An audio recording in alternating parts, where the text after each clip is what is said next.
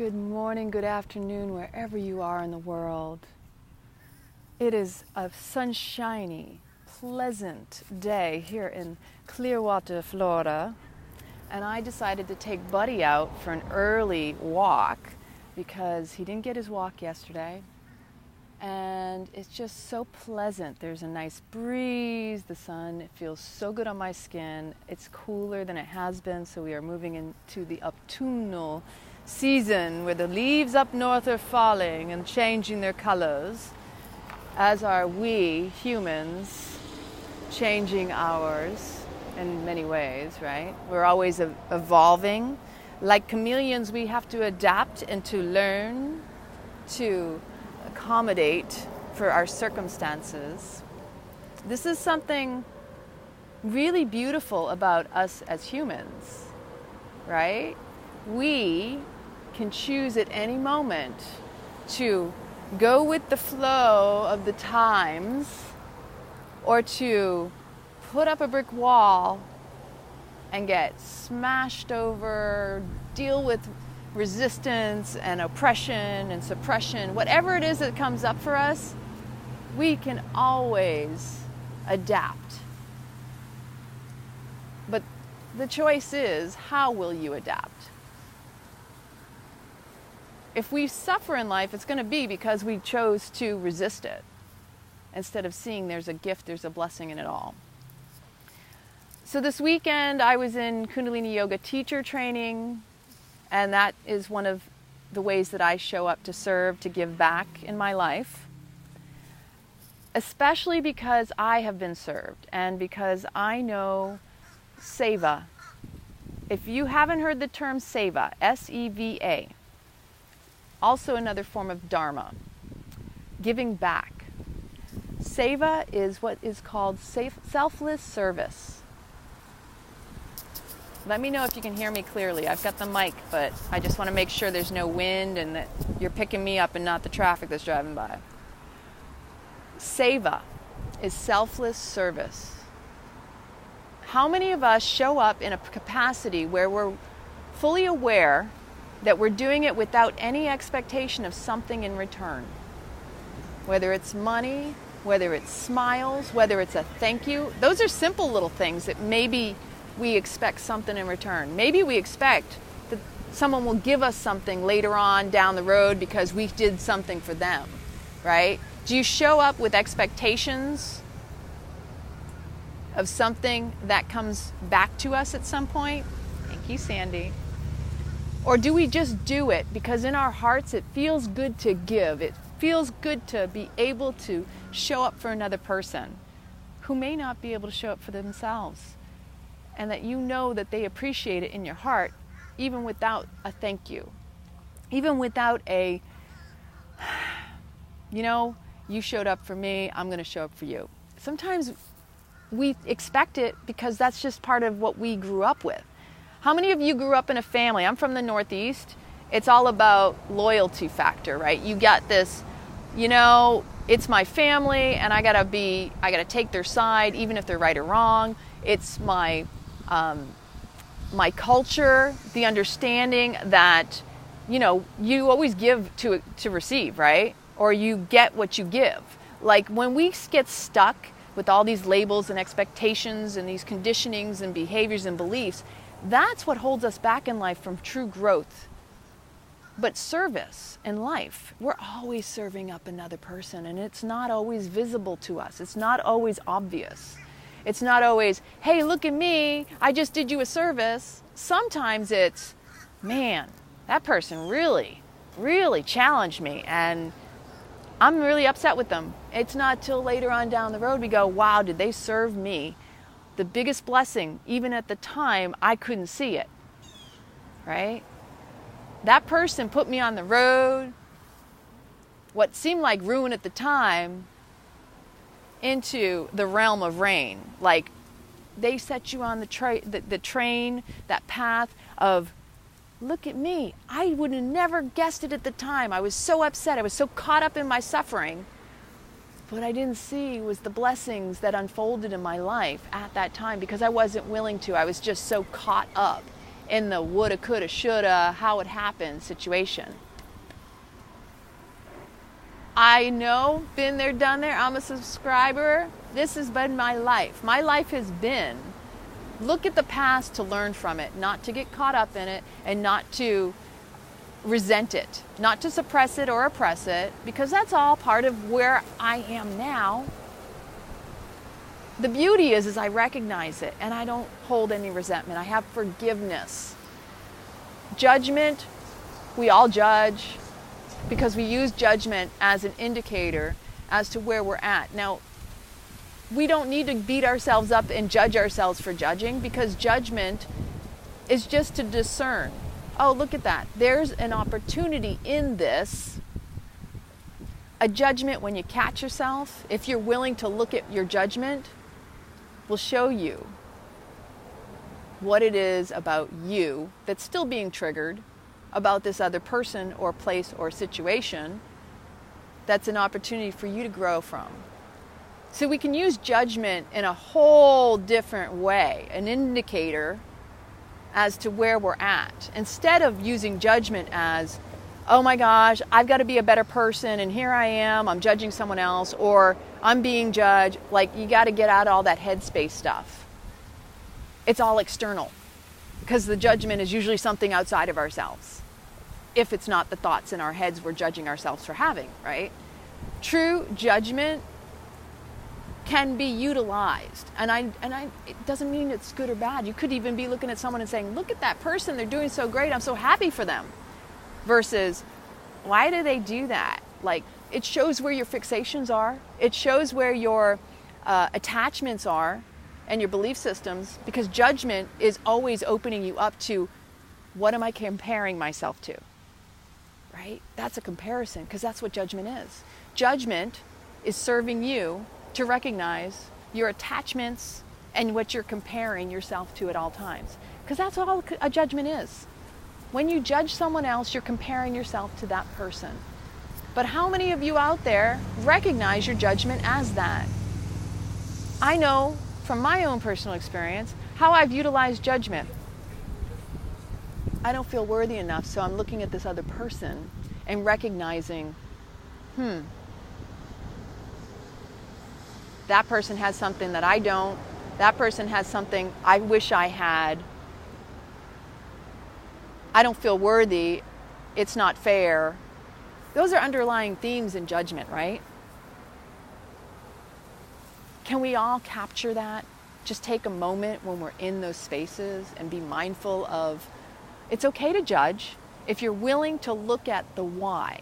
If you're willing to look at what it is about yourself you're going to heal, what you can grow and learn from, right? So I really wanted to come on here and talk about service, because the judgment is even a service for you, because you're serving yourself and you're serving others. That when you yourself show up, whether you're judging another person or judging yourself, it's a service. How is it a service? How does it serve? Everything serves. You got to see the blessings and the gifts without the bows that seem painful, obstacles, difficult and hard, as those are those golden nuggets showing up to show you where you're at. And those are your opportunities to make a difference, to do something different, to change your patterns, your behaviors, to enhance your life and let other people see you, so they can also be inspired to do exactly what it is you're showing up and doing. To shine your light so bright that you're already uplifting others who you may judge to be worse off than yourself. And that's a great thing to bring up, because when we're judging other people, what we often don't recognize is how we project and impose our situation upon that other person, to say they're in a better place and I don't feel worthy of being in that place, or they're in a worse place and I've been in that place and it doesn't feel good. But that's your experience, not the person you're judging. And if we can take ourselves back and out of our ego mind that wants to say, oh, that poor person, or oh, that pompous person, whatever it is you judge them to be, and go, wow, you know, they're clearly going through something in their life and I don't even know what it is. And forgive yourself for being so judgmental in these things, because it's not about the person that you're judging, it's about yourself. That when you see somebody who's better or worse off than yourself, that reality is they may actually be better off than you think they are. You don't know what they did that got them there. Especially strangers, right?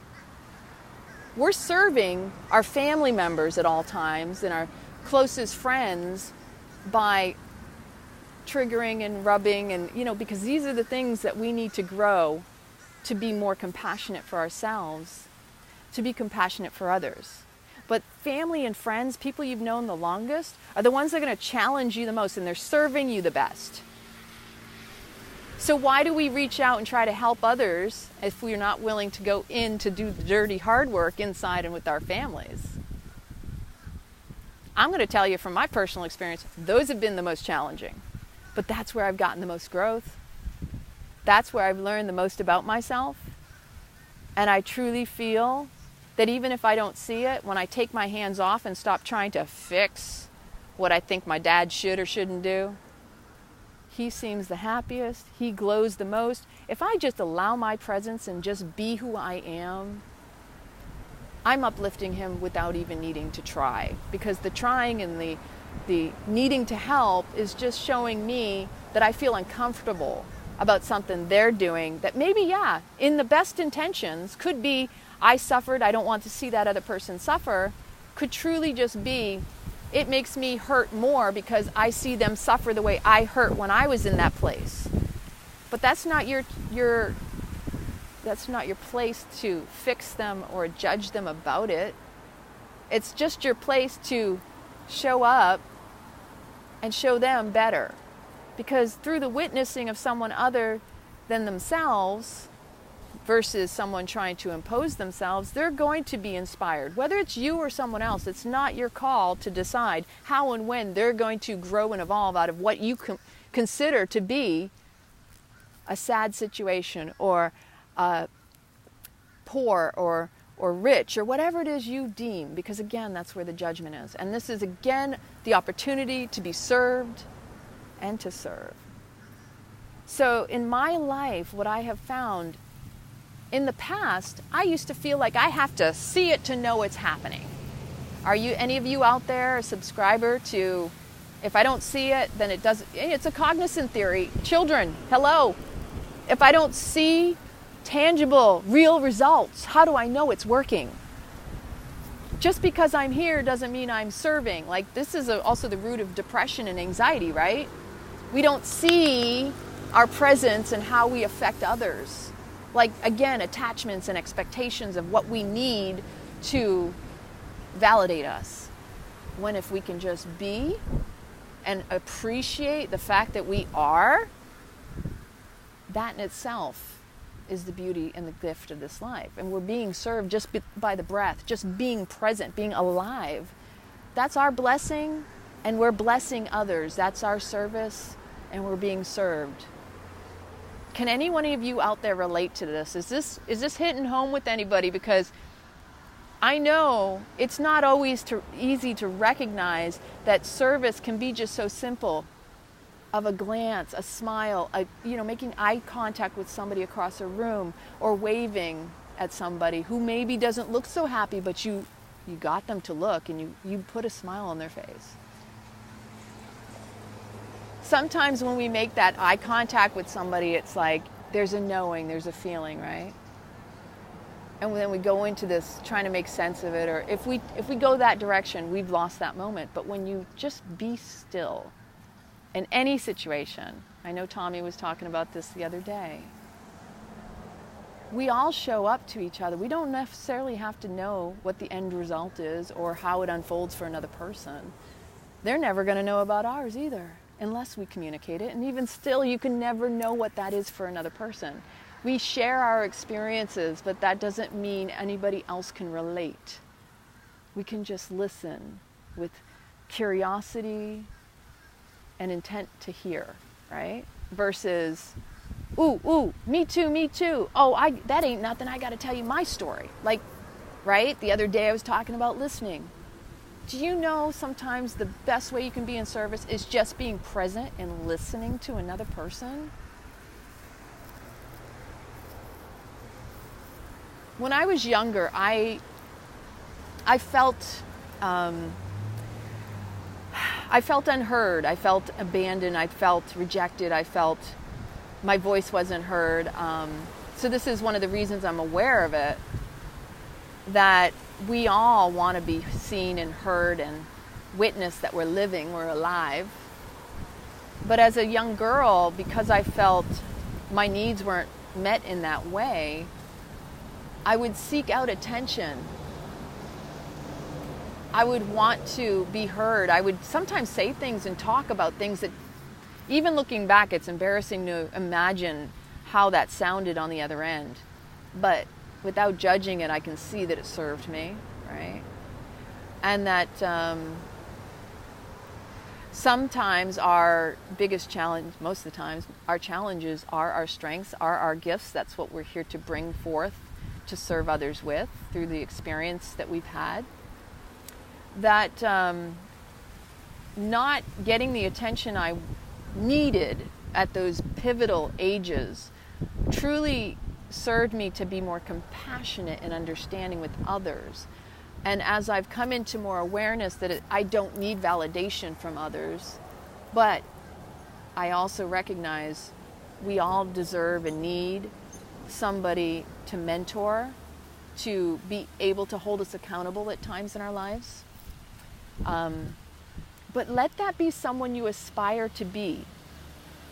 Be like, not be like them, you know? Like, if someone you admire is available for you to be mentored by, somebody you can check in with, somebody you can talk to and will listen to you, because there's somebody out there who needs you to listen, right? This is how we serve, just in the general sense. Just listening to another person, to hear them, to witness them, to validate wherever they're at in their life. That in itself is a way to shine your light so bright and just allow that person to evolve and grow, speaking and hearing themselves, because we speak to be hearing our own self, by the way. 70% of what we say, we're meant to hear, not necessarily for the other person. So when you are listening, on that listening end, consider, what is it you would like? What is it you may need that this other person, you can serve them with? Right? Thank you, Blanca. I appreciate you saying that as well. If I'm helping you see your purpose, you're also helping me see mine. And I myself need to aspire and have someone I can speak with. I find less and less I need that, but every once in a while, boy, do I need to just talk to someone to hear myself. And you don't even need a person, but I think because we are human personally, we need human connection. And that when we don't have that, the ego can say, oh, I don't need anybody. Nobody needs to, I don't need to be around people. But we do, or we wouldn't be on this planet. And that, again, relationship is where we're going to grow the most. This whole life is about relationship, and the most important relationship you could and will ever have is the one with yourself, because how your relationship is with yourself is how you will relate to others, right? So consider this for a moment, just because we all encounter the grumpy old man or the bitter old lady, right? Every once in a while in life. And I remember distinctly my mother used to say, I never understood why these little old ladies were bitter and resentful in their lives. And now I get it. She said, but I don't want to be like that. And it's an internal struggle that creates the external hardcore, right? And so when you see someone else, just this moment of recognizing they're angry, they're upset, they're resentful, they're bitter, whatever it is you witness, Smile at them even if they don't smile back. Hold them in your heart, and remember, those people are probably needing the most love and attention that they have never gotten. And that's where that hard shell is being reflected outward. Because we don't know what someone else is going through. We only know what we're going through. And when we relate to others, we're relating from that place of what we ourselves are going through. If someone else is struggling in their life,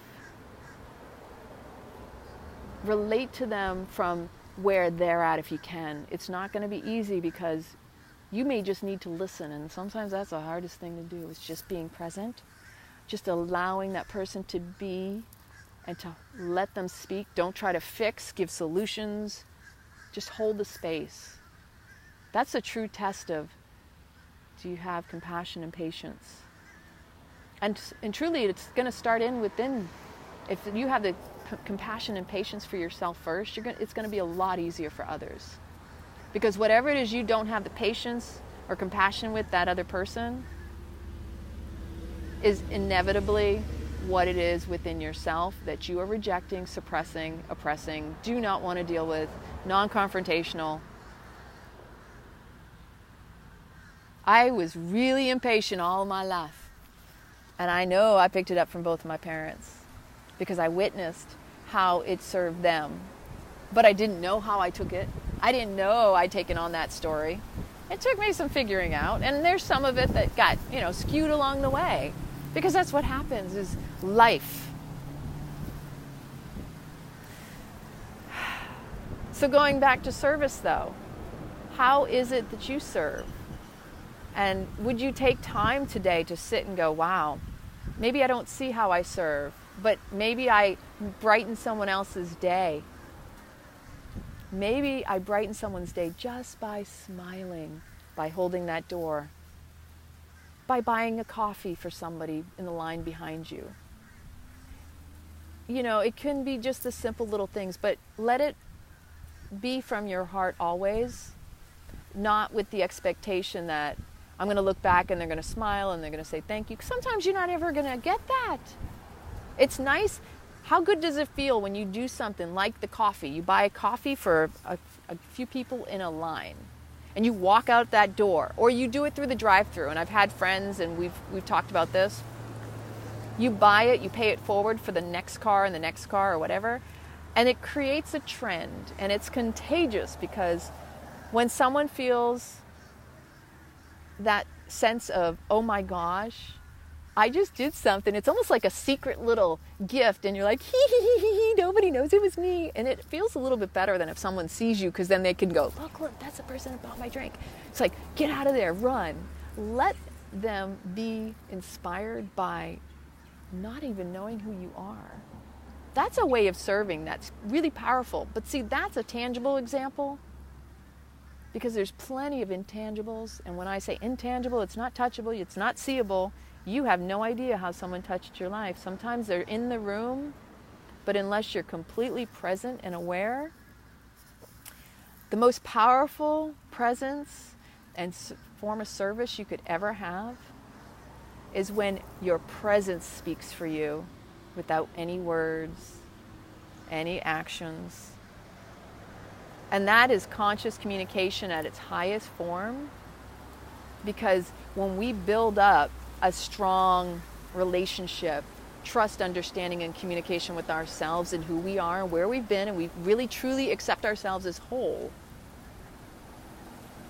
we can be more present and in a way that is, again, like I said, intangible, and we will serve and uplift those people around us. It is like fire, but a good fire, the kind that, like, really, that is how we empower people too. We empower people by just being in our authenticity, being courageous to just accept where we're at, and without apology. Empowerment comes from, wow, if it's someone has trusted me, and that I can trust that person was able to do something, I can do it too. It's an inspiration. Empowerment is seeing something and feeling in your heart, I can do this, whatever it is. I was reminded this weekend, because we have a rather large group of Kundalini Yoga teachers in training right now. We have 24 people. In addition to the room, I think typically the room can hold easily 35. And it's a large, this is the largest group we've had. So it creates a visible challenge for those who don't understand. And we can make it look so easy and seamless in the way that we hold the space and create this environment where everybody feels safe, secure in their training, because people are taking care of them. They don't have to worry about lunch. They don't have to worry about the water or the temperature of the room, or, you know, like somebody's going to see me, because they feel safe in that space. And there is no expectation of anything in return. We're just holding that room so very sacred, so that whatever occurs in it, it stays and it's held energetically in this loving embrace. And we don't need to speak about what we do behind the scenes, because it's not necessary. You don't need to know the details, right? You're just aware that there's a powerful force, and it doesn't matter how much work it takes, right? But it's being done, and it's being done with so much love. So the reminder that I was sitting with yesterday morning before I went in, because I am administering and coordinating and doing the logistics as well. That's my role, is the lead guardian, let's say.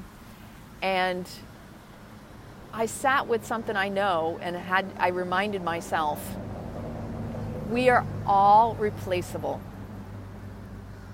Never feel that you're the only one who can do something. Because if you were gone in an instant, someone will come in and replace you. Whether they do it the way you do it or do it a different way, it doesn't matter, because this life is fleeting. And the most important role you'll ever play in this life is the one that does not require your ego to tell you or others, you need me. I'm the only one for this. I'm the only one who can do this. It's actually a form of disempowerment to be in that type of role, to say something in that way. So remembering that if you open yourself up to being supported by people who are just as capable as you are, you'll find you'll have less struggle, less stress. And those people will show up even stronger when you give them the permission internally. You don't even have to say it externally. Just trusting and knowing that, hey, I am replaceable. And I want them to succeed, because if they succeed and they do well in the roles that I assign or the positions that they step up to take, if I trust in them, heart and soul, the true reflection of me is in their success. It's in the people who are supporting this training, as well as the people going through the training, as well as the teachers who are teaching this training. And that hit me hard in my practice yesterday, because while I sat with that, it was empowering me more.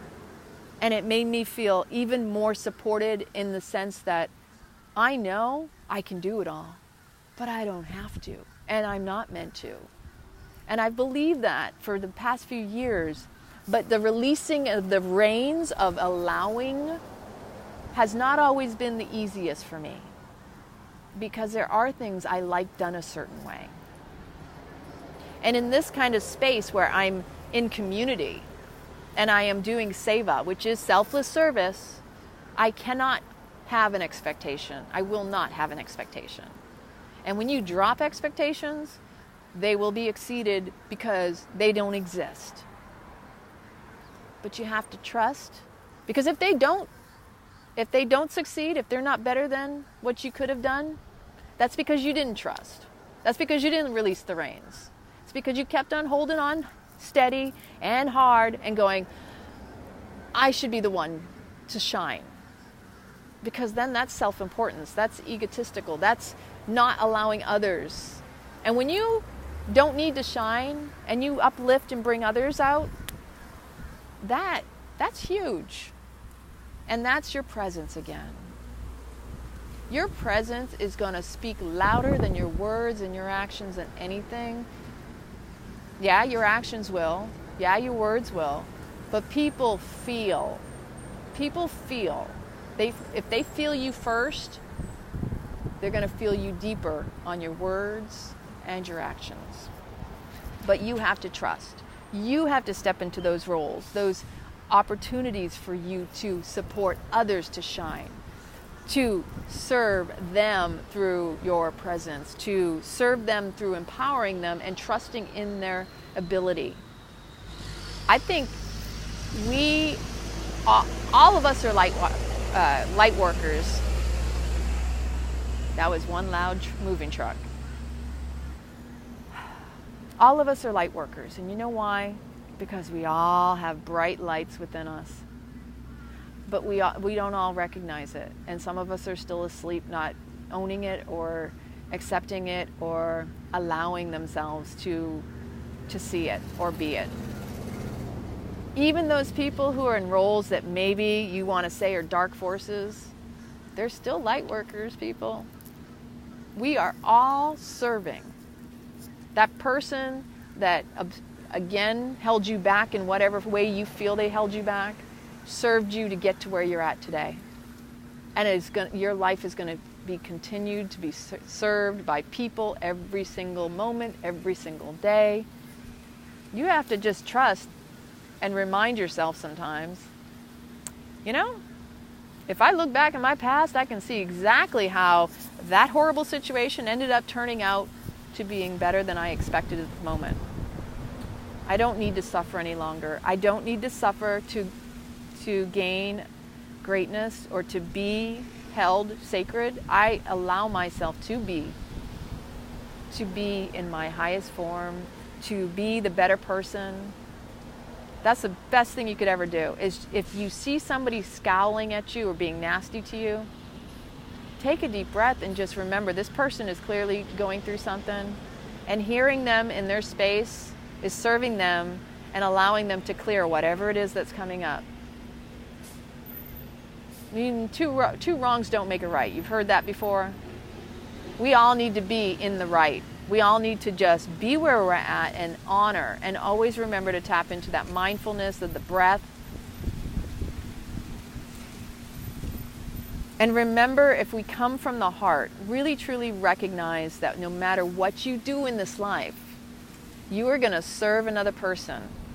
It's how you choose to serve them that matters in how they're served. But it doesn't matter even then. See, that's the funny part, right?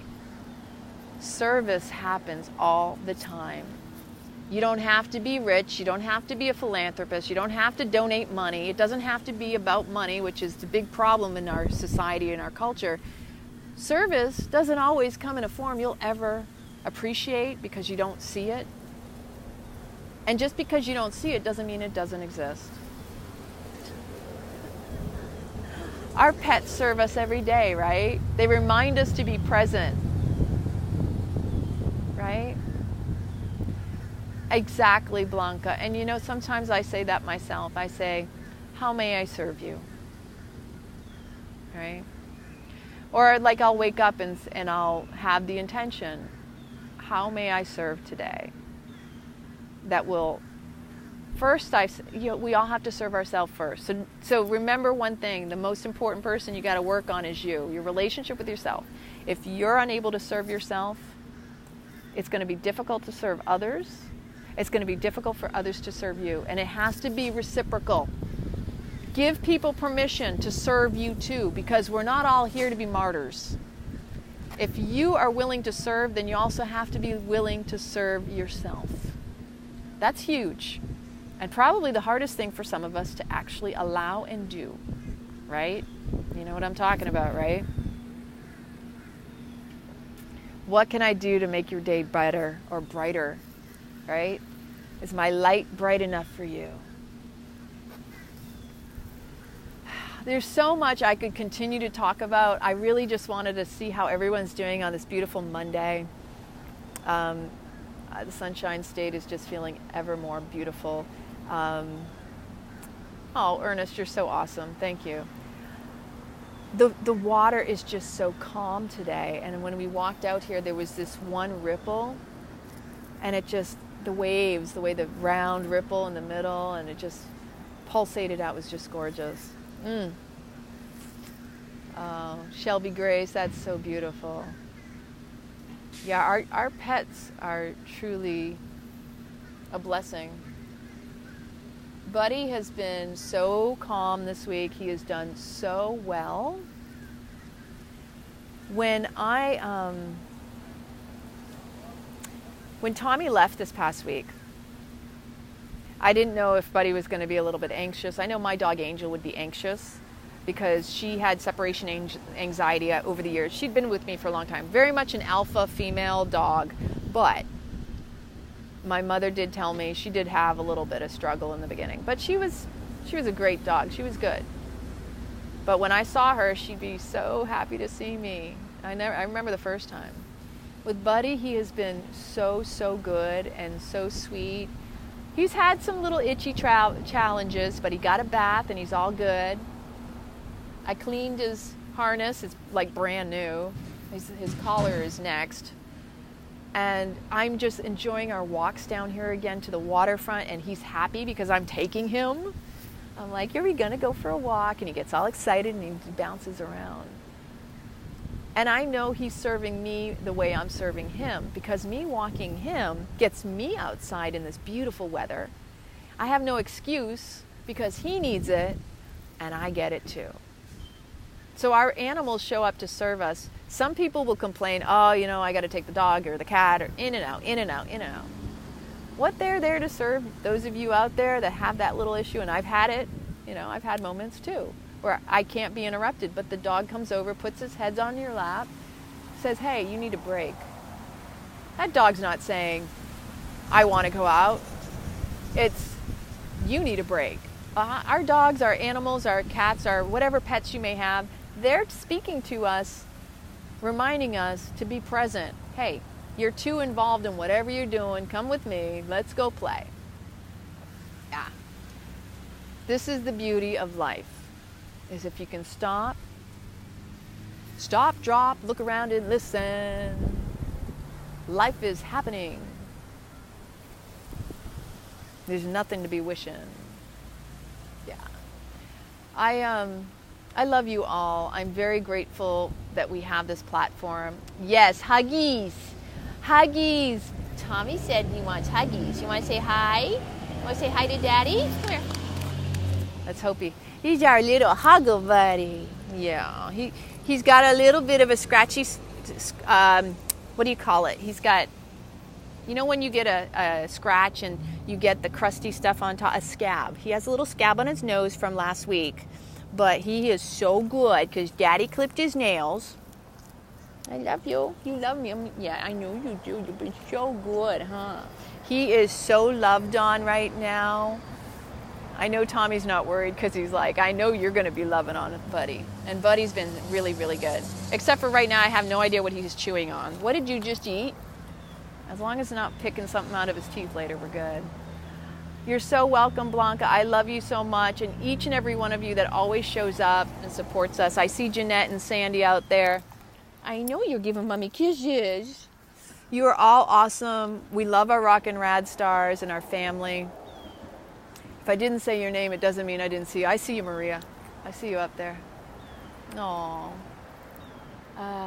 I have so much to share and so little time. I swear I wish I had more time in the day. But, I'm getting things organized. I have a lot of different things happening. I've got to get back to the house after I get Buddy some water.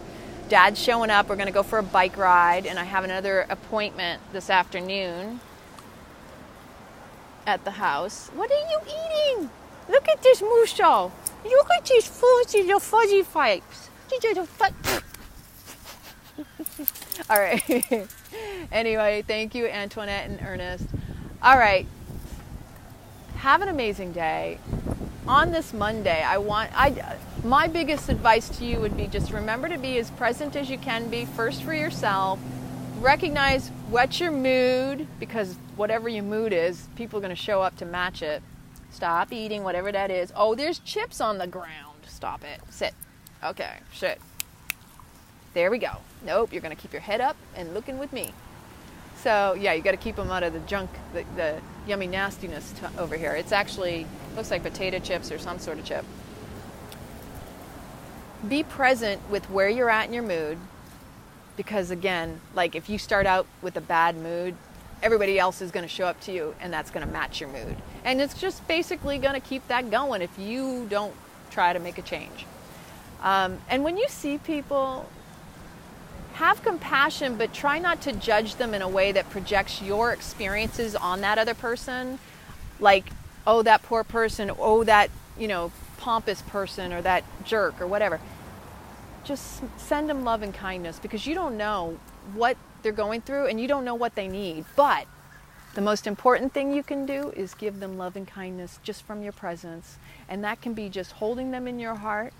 It can be a smile, the door, a pay it forward, whatever it is that you feel, but not with expectation. Just try to hold those ideals in your mind to not have any ideas or ideals. Judgment is just an indicator of what triggers are popping up for you to heal. And it's a beautiful thing, because whatever you're experiencing, that's healing everybody too. It's the awareness that's key. I love you all. Have an amazing day.